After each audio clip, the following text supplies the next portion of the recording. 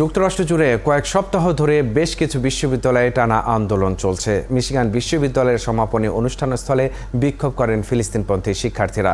আন্দোলনের কারণে বিভিন্ন বিশ্ববিদ্যালয়ের সমাপনী অনুষ্ঠান পিছিয়ে দেওয়ার কথাও ভাবা হচ্ছে। এদিকে মার্কিন শিক্ষার্থীদের চলমান বিক্ষোভ ছড়িয়ে পড়েছে অন্যান্য দেশেও। এ বিষয়ে আরও জানাচ্ছেন সৃষ্টি ঘটক। ওয়ালটন ফ্রিজ কিনে অনেকের মতো আপনিও হয়ে যেতে পারেন মিলেনিয়াল।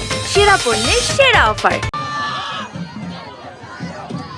যুক্তরাষ্ট্রের মিশিগান বিশ্ববিদ্যালয়ের স্নাতক সমাপনী অনুষ্ঠান চলছিল অ্যান আরবার স্টেডিয়ামে। আর সেখানে গিয়েই মঞ্চের সামনে অবস্থান নিয়ে গাজায় যুদ্ধবন্ধের দাবিতে বিক্ষোভ করেন ফিলিস্তিনপন্থী শিক্ষার্থীরা। বিক্ষোভ শান্তিপূর্ণ হলেও ক্যাম্পাস পুলিশ দ্রুত বিক্ষোভকারীদের ঘিরে ফেলে স্টেডিয়ামের পেছনের অংশে নিয়ে যায়, তবে কাউকে আটক করা হয়নি।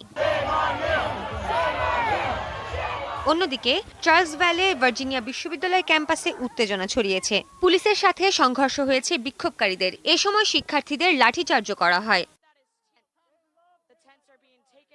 শিক্ষার্থীদের আন্দোলনের প্রভাব পড়েছে স্নাতক সমাপনী আয়োজনে। যুক্তরাষ্ট্রের ৮ বিশ্ববিদ্যালয় কর্তৃপক্ষ জানিয়েছে, আন্দোলনের কারণে বিশ্ববিদ্যালয়ের নিরাপত্তা ও স্নাতক সমাপনী অনুষ্ঠান নিয়ে তাদের নতুন করে ভাবতে হচ্ছে।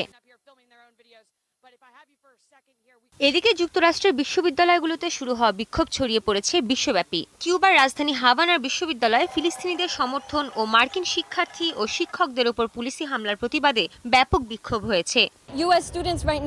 আমরা মার্কিন শিক্ষার্থীদের সাথে একাত্মতা জানিয়ে বিক্ষোভে এসেছি। ইসরায়েল গাজায় যে গণহত্যা চালাচ্ছে তা কিছুতেই মেনে নেওয়া যায় না। মার্কিন শিক্ষার্থীরা যেন থেমে না যায়, নতুন উদ্যমে বিক্ষোভ চলমান রাখে, সেই উৎসাহ দিতেই আমাদেরও আন্দোলন করা জরুরি। আমরা তাদের জানাতে চাই যে তারা একা নয়, সারা বিশ্ব গাজাবাসীর সঙ্গে আছে। শনিবার জার্মানির বার্লিনের রাস্তায় বিক্ষোভে অংশ নেন প্রায় ১৫০০ মানুষ। ইসরায়েলকে অস্ত্রসহ সব সহায়তা বন্ধ ও ফিলিস্তিনিদের স্বাধীনতার দাবিতে শান্তিপূর্ণ বিক্ষোভ করেন জার্মানির ফিলিস্তিনপন্থীরা।